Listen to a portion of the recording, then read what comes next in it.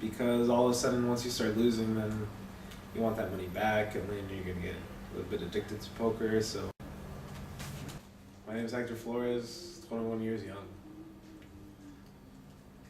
I work at IHOP, I'm a server. Been working there for 4 years.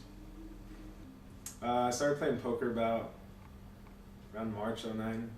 Just bored, and my friend started playing cards with her girlfriend, so we all started playing at the same time. And then eventually we just started networking with everybody else, and we found out that there's a lot of people playing poker. So yeah, but poker's not a gambling sport, I guess you can call it. What is it? It's a game of skill. You have to know exactly when to raise. You have to know your math, percentages here and there, on the flop, on the turn, on the river. You have to know a lot of different math that luck won't give you. Percentages of luck and skill, probably 40% luck, 60% skill. Skill always having more of an advantage. That 10% where it divides to 50-50, that's what makes a difference. That's what makes a good poker player from an okay poker player. That's the big difference right there.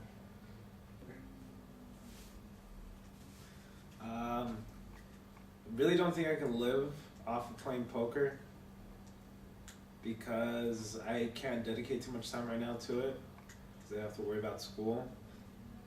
But maybe down the road, yes, I'll spend about a year just playing poker when I have money set aside for it. I really don't think I'm addicted to poker. I think it's a good sport. I like playing with friends. It's a good time to have some drinks and play some poker. By playing poker, I just hope to achieve just dominance, take everybody out on that table, especially in a tournament of more than 30 or 40 people, because there's always tournaments, and you like being one of the last few, if not the number one player out of everybody. No, it's not all about the money. It's all about taking over, taking all the chips, telling a little story with your chips about your cards, and just winning everybody. But money is a good incentive. The most money I've ever won in poker was the time me and a couple friends went to Morongo. I think I won over $100, 120, I think. And I was just playing $1, $3 blinds. That was a good day, good night. Didn't take me too long to make that much money. And I bought them with $100, came home with around 220, I believe. The average pot size would probably be like around 30, $40, $50 at the most, and then it goes on from there. So it's also possible to have the pot size go up to $200.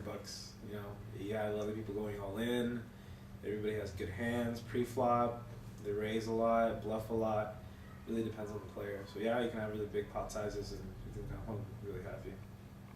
I must have seen someone lose probably like around $200. I mean, I've been to Vegas before. I've seen people play high stakes poker, but personally, I've seen my friend lose $200 at Morongo. Yes, I think I know somebody that's addicted to poker. Just a couple friends who always go to casinos weekly, if not twice a week. Always want to play poker. There's a couple friends, yes. I mean, especially going to Vegas with some of them, you realize that they want to gamble every single hour, have a drink in between those hours, but then keep well, not gambling, but playing some more poker. That person varies a lot. You can either have a really good night or a really bad night. I mean, recently we went to Commerce Casino. He lost $40 just like that. And then other times he's lost $60, $80, and then there's been other times when he's won $140, so it really depends on your day and how's it going. I think he averages out, to be honest with you. I think he averages out to evens out. So, I mean, he doesn't go anywhere. He does win big pots, but there's a couple times when he just loses $20, $30 a day, and then it adds up to $100 a week, and that just averages and breaks even with his other winnings. Probably the longest time I spent in the casinos, I don't know, I would say about an hour or two. Just playing poker because my friend, same friend from, that always breaks even, the one that's 60% luck, 40% gambling. I mean, 60% luck, 40% skill. He probably spent a couple 2 hours at a casino in Vegas because it was really cheap. So, yeah. There's been a lot of times when you can quote him and saying that he did get lucky. So he always comes home and says, "Dude, I got so lucky. I got the right card at the right time." I really don't know how he plays, but I'm pretty sure most of it is luck because you always see him chasing for another card that completes a straight, completes a flush, completes a three of a kind, completes something. So I think he should do whatever he wants with his money. I try to advise him every time he's low on money about what he should do, but he always tends to borrow money from his mom, from friends or anything like that, or from any person, just to play a couple hands here and there. He, like I said, breaks even most of the time, comes home with a lot of money, or he can lose a lot of money that night. I would just say learn your poker before you start playing some more, and realize that there's a lot of math involved with it, and you could be going on a good run for a while, but it eventually catches up to you. That's what happens to lucky poker players. It catches up to you, and eventually you'll realize that I'm not that good, and you'll start realizing that luck is not always there for you. I think he averages out because the people he plays with. I mean, you go to these casinos where it's really cheap, $20, anyone can buy in. So you see amateurs, you see, no offense to girls, but you see girls playing poker, and not all of them are good. They just want to see if they're really good at the table. And eventually he does realize that he didn't get lucky at this hand, but he continues trying because he said he was almost there.